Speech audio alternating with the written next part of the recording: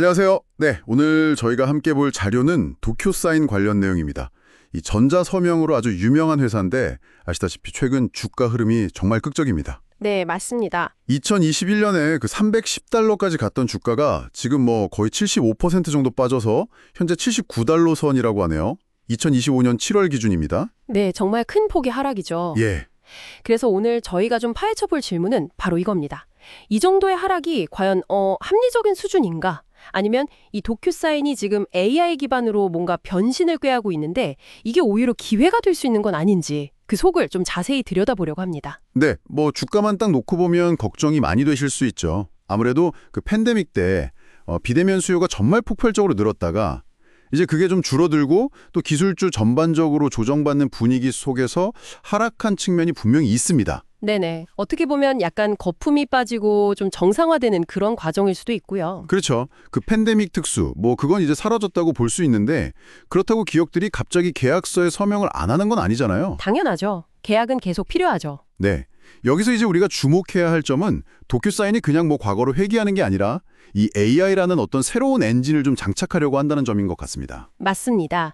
그 변화의 가장 핵심적인 부분이 바로 지능형 계약 관리, 그 IAM이라고 부르는 플랫폼입니다. Intelligence Agreement Management의 약자죠? IAM 플랫폼이요. 네. 이게 뭐 단순히 서명만 디지털로 하는 수준을 넘어서요. 이제 AI가 그 계약서 내용을 직접 분석을 해줍니다. 그래서 뭐 법적인 위험은 없는지, 혹시 빠진 내용은 없는지 이런 걸 확인해주고 전체 계약 과정을 훨씬 더 빠르고 효율적으로 관리해주는 그런 개념이에요.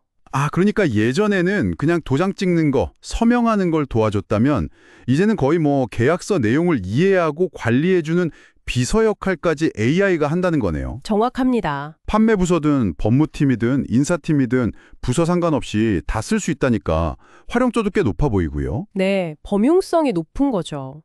말 그대로 계약의 시작부터 작성, 협상, 서명, 그리고 실행과 관리까지 그 전 생애 주기를 관리하는 솔루션으로 진화하고 있는 겁니다. 그렇군요. 이게 중요한 이유가 단순히 뭐 편리해졌다 이걸 넘어서 기업의 어떤 핵심적인 업무 흐름, 워크플로우에 훨씬 더 깊숙하게 통합될 수 있다는 잠재력 때문에 그렇습니다.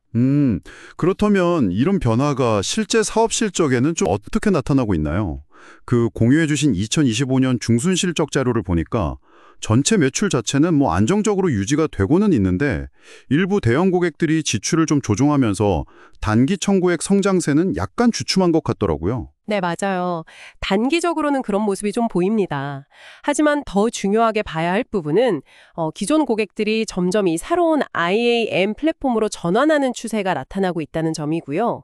그리고 신규 고객 유입도 꾸준히 늘고 있다는 점입니다. 는 락인 효과가 더 커질 수 있고요. 자연스럽게 고객당 평균 수익, AIPU라고 하죠. 이것도 올라갈 가능성이 상당히 높다고 봅니다. 아, 그러니까 사업 모델 자체가 훨씬 더 좀 강력해지고 안정적으로 갈 수 있다. 이런 말씀이시군요. 그렇죠. 그럼 현재 주가 수준은 어떻게 평가를 받고 있나요? 분석 자료 보니까 주가 매출 비율, 그 PS 레이쇼가 5.4배 정도라는데 이게 과거 5년 평균치의 절반도 안 된다고 하더라고요. 네, 그 수치만 보면 확실히 좀 저평가된 거 아닌가 하는 생각이 들 수 있죠. 그만큼 매력적으로 보일 수 있는데, 근데 동시에 이게 시장이 단기적인 어떤 위험 요인들을 좀 반영하고 있다는 신호로도 해석할 수 있습니다. 아, 위험 요인요? 예를 들면 어떤 게 있을까요? 예를 들어서 뭐 인플레이션이라든지 아니면 금리 인상 같은 이런 경제 전반의 불확실성 때문에 기업들이 당장 IT 예산을 좀 줄일 수가 있거든요. 그렇게 되면 신규 계약 체결에 좀 지연될 수도 있고요. 그렇겠네요. 아, 경쟁 상황도 좀 생각해 봐야 할 것 같은데요. 어도비나 뭐 헬로사인 같은 경쟁사들도 가만히 있진 않을 거잖아요. 그쪽도 AI 기능을 강화하고 있을 테고요. 물론입니다. 이 계약 자동화 시장 자체가 워낙 성장성이 크다고 보기 때문에 뭐 2030년까지 500억 달러 이상으로 커질 거라는 전망도 있거든요. 당연히 경쟁은 치열해질 수밖에 없죠. 하지만 여기서 도쿄사인이 가진 원래 강점들, 그러니까 이미 확보해 놓은 그 방대한 고객 기반이라든지 또 시장에서의 브랜드 인지도, 그리고 꾸준히 발생하는 반복 매출 구조 같은 것들은 절대 무시할 수 없는 부분입니다. 결국에는 기존의 어떤 탄탄한 기반 위에다가 IAM이 하는 새로운 AI 성장 동력을 지금 장착하고 있는 그런 모습이군요. 만약 이 AI 전환이 성공적으로 이루어진다면 기업 가치를 다시 한번 제대로 평가받을 수 있다. 뭐 이런 시각이 좀 우세한 것 같습니다. 맞습니다. 뭐 단기적인 어려움이나 경쟁 심화 같은 그런 우려들은 분명히 존재하지만 이 계약 관리 방식 자체를 AI를 통해서 혁신하겠다. 이런 방향성 자체는 분명히 시장의 큰 흐름과 맞아떨어지는 부분입니다. 그래서 현재 주가 하락이 과연 기업의 어떤 본질적인 변화 가능성까지 전부 다 반영하고 있는 건지는 좀 따져볼 필요가 있다. 이런 이야기죠. 네. 자, 그럼 오늘 도큐사인 분석을 좀 정리해 보겠습니다. 핵심은 현재의 그 큰 폭의 주가 하락이 어쩌면 시장이 좀 과도한 반응일 수 있고 AI 기반의 IAM 플랫폼으로의 전환이라는 이 핵심적인 변화를 고려했을 때 장기적인 관점에서는 오히려 기회가 될 수도 있다는 그런 분석이었습니다. 네. 특히 그 시장의 어떤 단기적인 심리와 기업이 가진 근본적인 성장 잠재력 사이에 좀 차이, 간극이 있을 수 있다는 점에 주목할 필요가 있어 보입니다. 이 IAM 플랫폼이 성공적으로 시장에 안착한다면 향후 한 2, 3년 안에 다시 한번 시장에 주목을 받을 가능성은 충분히 있다고 판단됩니다. 네, 오늘 이야기는 여기까지 나누도록 하겠습니다.